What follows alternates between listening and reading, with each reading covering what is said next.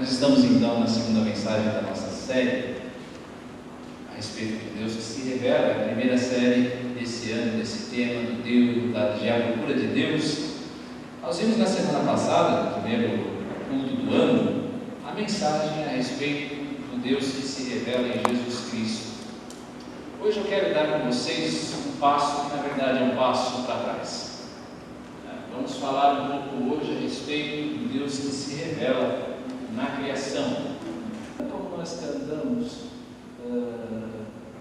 então minha alma canta-te, Senhor, grandioso és tu, grandioso és tu. E aí vem os indianos, né? Bom, a natureza tem esse condão.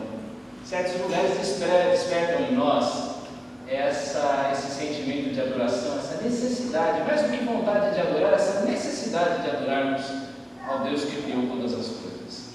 Mas às vezes isso também se transmite em momentos pequenos de adoração. Eu me lembro, por exemplo, do primeiro ultrassom do Tatá. Era só uma bolinha na tela, só uma bolinha. Mas quando eles abriram o som do ultrassom, eu vi. Gente, eu chorei de criança. E meu coração, então, ele se encheu de louvor, de adoração, pela maravilha que Deus estava fazendo. Nosso coração é assim, nós somos levados muitas vezes a ficarmos maravilhados diante da criação de Deus. Nós nos maravilhamos diante das coisas que Deus faz. E eu tenho certeza, talvez você nunca tenha ido ao Havaí, ou ainda não tenha filhos, mas você já passou por algum lugar, algum momento em que você diz: é Deus, só Deus para fazer isso. Porém, será que nós realmente ouvimos a mensagem da criação? O nosso coração se enche de espanto, mas será que nós ouvimos realmente o que aquele lugar, o que a criação quer dizer? A criação, Deus, pode apagar agora. A criação, ela expressa a glória de Deus. É isso que esse salmo está dizendo. A criação é uma expressão da glória de Deus vivo. Nesse salmo, Davi mostra que Deus, ele se revela na natureza. Nos versos 1 a 6, que nós estamos meditando hoje, Davi está mostrando que Deus, ele se revela nas coisas criadas na natureza.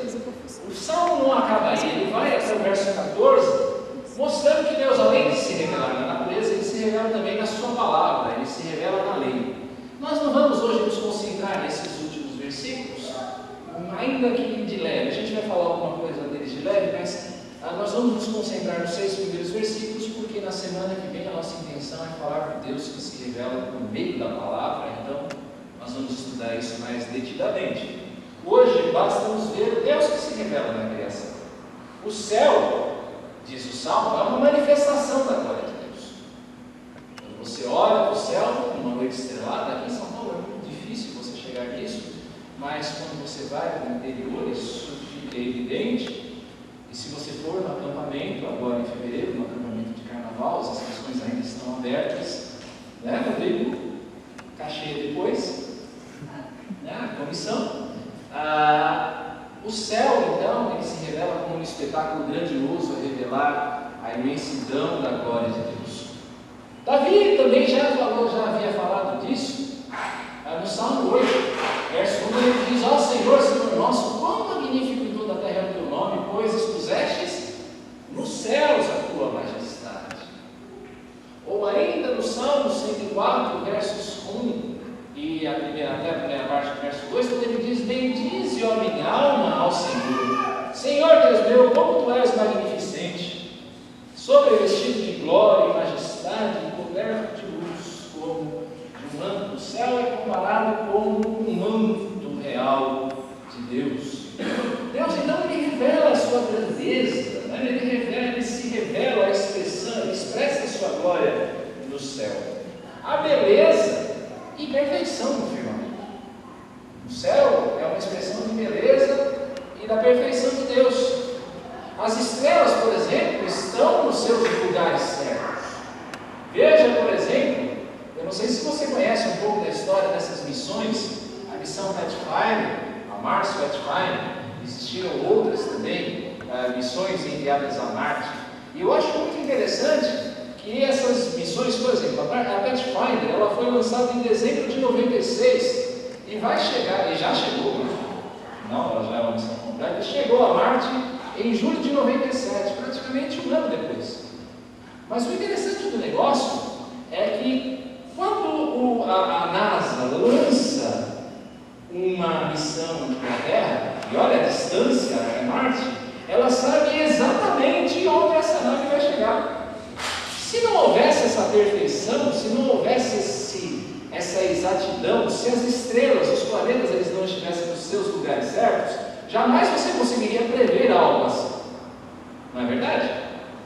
Essas missões só são possíveis porque, afinal de contas, Marte vai estar no lugar onde nós sabemos que ele deve estar. A ordem do universo, a perfeição no universo. O próprio Salmo fala, por exemplo, do rumo do Sol. O Sol nasce todos os dias no... Vamos lá.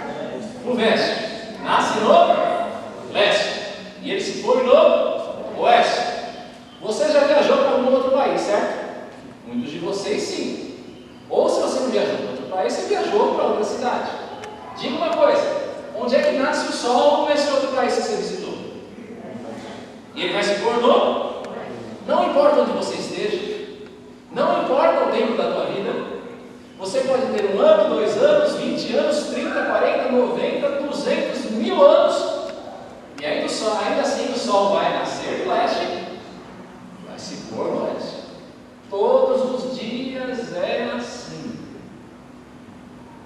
Outra coisa, a Terra, por exemplo, ela está na assim chamada faixa habitável do sistema solar, cerca de 150 milhões de quilômetros de distância do Sol.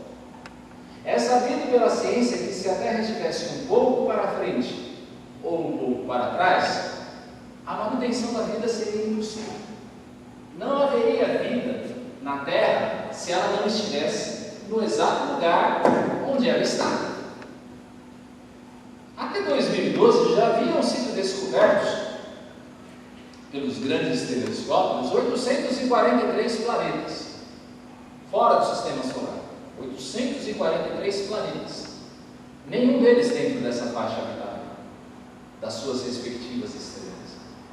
A Terra, então, os astros no céu, todos os planetas, a Lua, o Sol, todos eles estão no seu devido lugar. Todos eles estão sempre nos seus devidos lugares. Isso levou Albert Einstein, um cientista que muitos pensam que era cristão, mas não era Einstein, era agnóstico, a afirmar que Deus não joga dados. Deus não faz as coisas de maneira aleatória. Einstein nem Deus não acreditava em Deus. Porém, ele sabia uma coisa: o universo não é obra de um elemento aleatório, do acaso. As coisas estão no universo onde elas deveriam estar. Johannes Kepler foi o descobridor, acho que podemos falar assim, do sistema de órbitas, ou seja, foi o primeiro a calcular quanto tempo um planeta leva para fazer a sua órbita, o que permite missões, inclusive, como a Pathfinder. Sem as descobertas de Kepler, jamais seria possível você saber que uma sonda sairia daqui hoje e chegaria a Marte no ano tal, na época tal, né? E Kepler, depois de muito estudar essas questões, ele afirmou algo que eu acho maravilhoso. Ele disse: grande é Deus nosso Senhor, grande é o seu poder e não há fim para a sua sabedoria. Louvai os céus, glorificai o sol, lua e vós planetas, pois dele, por ele e nele são todas as coisas. Oh, nós sabemos tão pouco. A ele sejam o louvor, a honra e a glória de eternidade a eternidade. Isso é um cientista falando. Os céus proclamam a glória de Deus. Os céus revelam a glória de Deus. Em toda a criação, Deus faz conhecida a sua existência e os seus atributos. Por criação, não só dos céus, mas de toda a criação, nós podemos saber, por exemplo, sem Bíblia, sem nada, que Deus é perfeito. Quando você olha para o universo, você percebe a perfeição. Deus é perfeito. Pelo universo você pode perceber que Deus ele é infinito. Quem pode medir a distância das estrelas? Deus ele é infinito. Pelo universo nós podemos saber que Deus é eterno. Ora, até hoje, depois de muita pesquisa, depois de muito debate, teorias e mais teorias, os cientistas não conseguiram chegar a um consenso de onde vem toda a matéria que existe no universo. Existem muitas hipóteses, bóson de Higgs, por exemplo, mas ninguém sabe com certeza de onde vem a matéria. Porque dentro da nossa lógica, todas as coisas têm que ter um início. Ora, o que é que deu início ao universo? Só pode ser algo que é eterno. Deus. Eu olho para o universo, eu olho para a criação e eu entendo que Deus ele é eterno. Eu olho para o universo e entendo, por exemplo, que Deus é justo. No universo vigora uma relação de causa e efeito. Se eu, na minha ignorância, fecho a minha mão e dou um murro na parede, vai doer. Isso pode ser aqui, isso pode ser no Havaí, isso pode ser em Marte. Se eu pego minha mão e dou um murro na parede, ainda assim a minha mão vai doer. Reação e ação. Ação e reação, causa e efeito. Deus é justo. E eu ainda não falei nada da Bíblia, hein? Pelo universo eu sei que Deus ele é bom. Quantos de vocês vão na feira? Levante a mão aí, seja corajoso. Feira. E às vezes eu vou na feira e eu fico admirando a variedade do que você gosta. Não é verdade? Você vai na feira.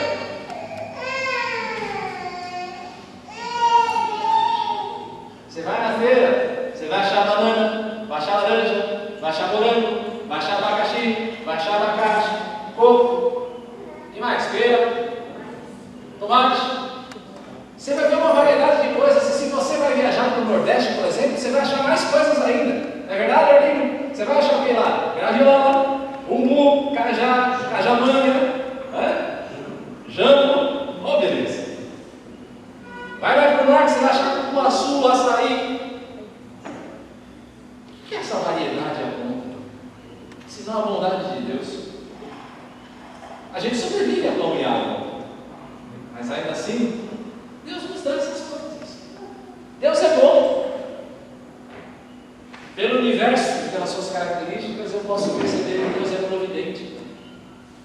O sol brilha na hora certa, assim como a chuva cai na hora certa. Hoje choveu por caramba. Bênção de Deus, providência de Deus. Você estava com muito calor, não estava? Eu também estava. E graças a Deus, Deus me deu a chuva. Deus é providente.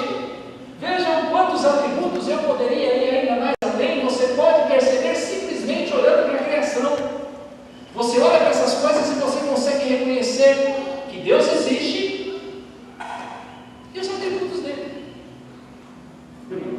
Assim, qualquer pessoa, o Salmo diz, por toda a terra se faz ouvir a sua voz, pode saber que existe um Deus e como ele é. Qualquer pessoa pode olhar para o universo e saber que existe um Deus. E saber como esse Deus é. Qualquer pessoa. Abre por favor a sua Bíblia em Atos capítulo 14, versos 15 a 17. Atos capítulo 14, versos 15 a 17.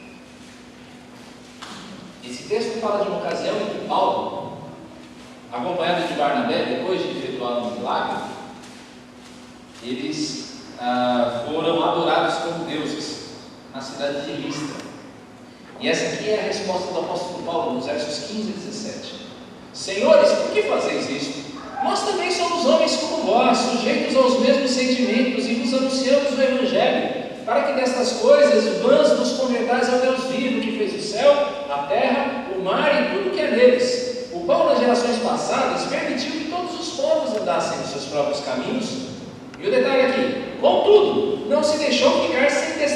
si mesmo, fazendo o bem, dando-vos do céu chuvas e estações frutíferas, enchendo o vosso coração de fartura e de alegria. O que Paulo está dizendo aqui? Deus ele não estava escondido esse tempo todo. Deus não começou a se manifestar no Evangelho. Deus não começou a se revelar quando Ele nos deu a Bíblia. Não! Deus sempre deu testemunho de si mesmo através das coisas criadas. O universo, a criação, é uma expressão da glória de Deus. Agora, é importante nós entendermos o que é que esse conhecimento gera. E aqui é preciso extrapolar o texto nesse ponto. Me permitam aqui não ser tão expositivo quanto eu costumo ser frequentemente. Mas eu preciso ir para outro texto para mostrar o que esse conhecimento gera. Diz o texto, Salmos ainda, que o sol nada pode refugir ao calor do sol. Nada pode se esconder do calor do sol. Não é verdade? Nada pode se esconder do calor do sol. Você está na sua casa, nessa época de verão. Eu estou pregando esse sermão numa época bem específica para falar disso. Está calor, não está? Na sua casa? Está calor. Você vai para a rua? Está calor. Você vai trabalhar? Está calor. Você vai no metrô? Que delícia! Está calor! Né? E ainda mais junto aquele calor, 6 horas da tarde, que delícia. Nada escapa do calor. E assim é a questão do conhecimento de Deus. Já que Deus se revela na criação, qualquer pessoa pode conhecer a Deus e ninguém pode escapar dessa verdade. Ninguém. O homem é ganância e idolatria. Você gosta da sua comida? Oh, eu amo minha família.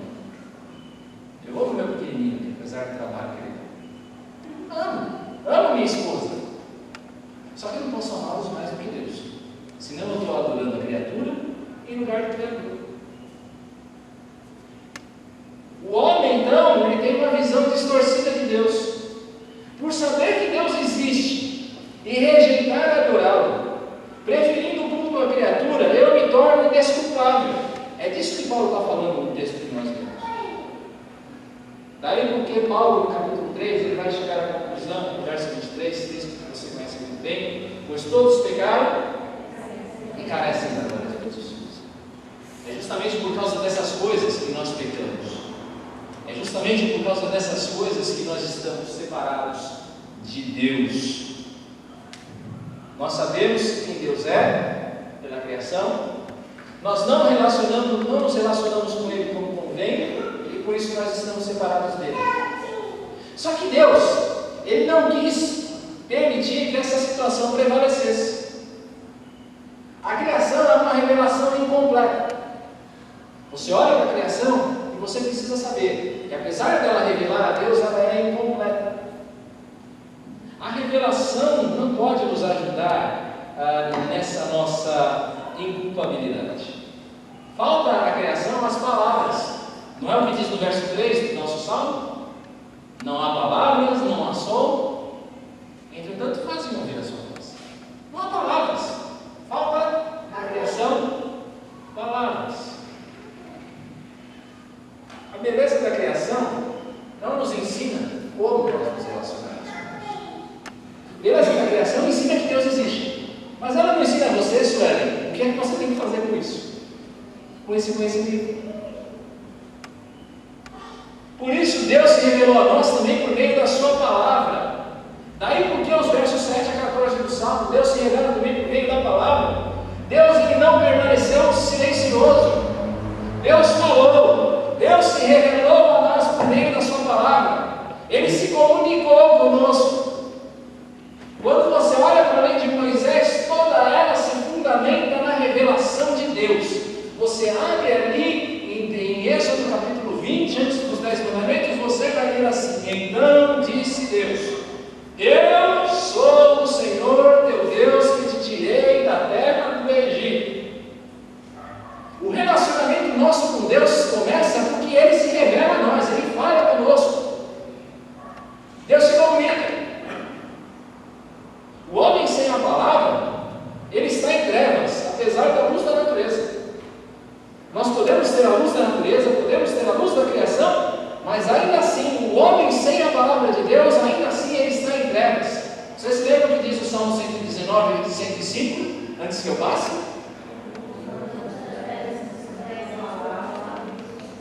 Vamos todos juntos, forte agora.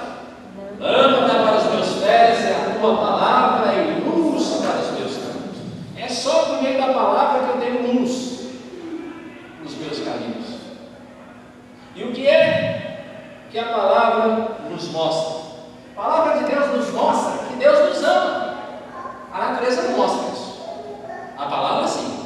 Deus ama você. A palavra mostra que a vontade de Deus é boa, perfeita e agradável. Sempre. A vontade de Deus, mesmo nas piores circunstâncias, ela é boa, perfeita e agradável. A palavra mostra que eu pertenço totalmente a Ele. Eu sou dele. Ele me elegeu, Ele me escolheu. Eu sou dele. É isso que a palavra mostra. E tudo isso é revelado de maneira perfeita, adivinha em quem? Cristo. Cristo. Cristo que é o Criador de tudo que existe. Cristo que é a prova maior do amor do Pai. Cristo que é o caminho, verdade e vida para quem quer chegar-se a Deus. Se você quer ter um relacionamento com Deus, olhe para Cristo, porque é a Cristo que a palavra revela. A palavra aponta para Jesus, a palavra não aponta para você, ela aponta para Cristo. Bom,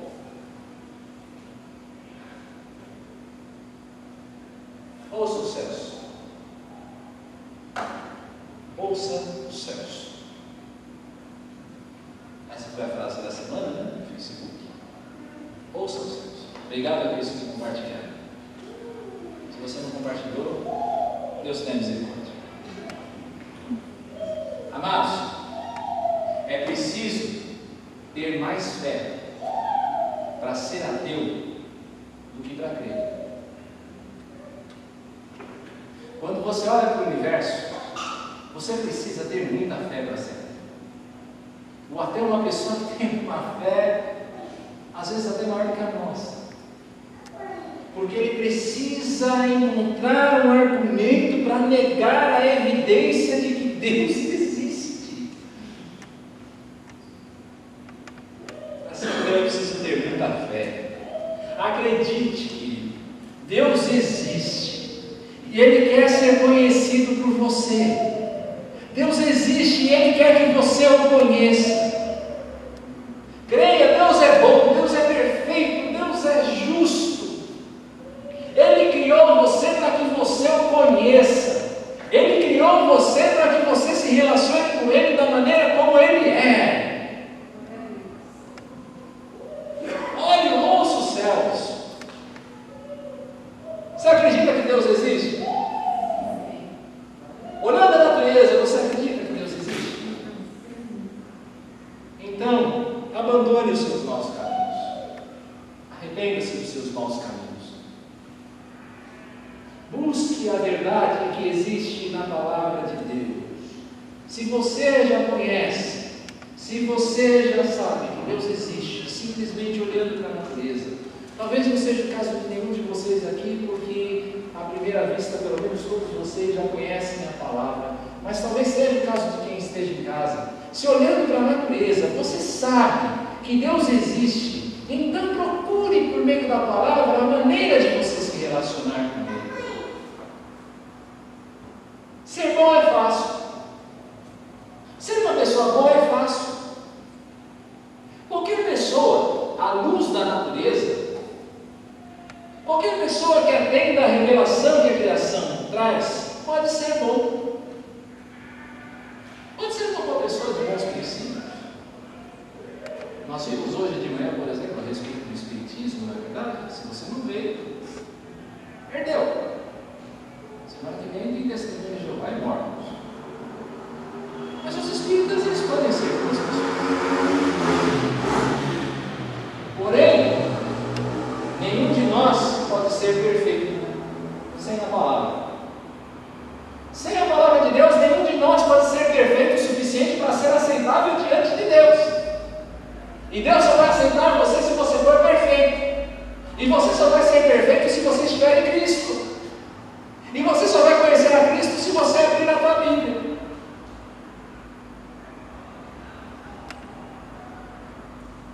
Conhece a palavra, volte-se para Cristo. Cristo é o Senhor de toda a criação. Cristo governa cada pedacinho de céu e terra. Cristo governa cada pedacinho desse planeta. Cristo governa a tua vida. Cristo governa a tua vida. Talvez você nem o conheça, talvez você o rejeite, mas saiba de uma coisa, ainda assim, Ele governa a tua vida. Ame-o, obedeça-o, sirva-o, sirva a Cristo com todo o seu ser, com todas as suas forças, adore a Cristo,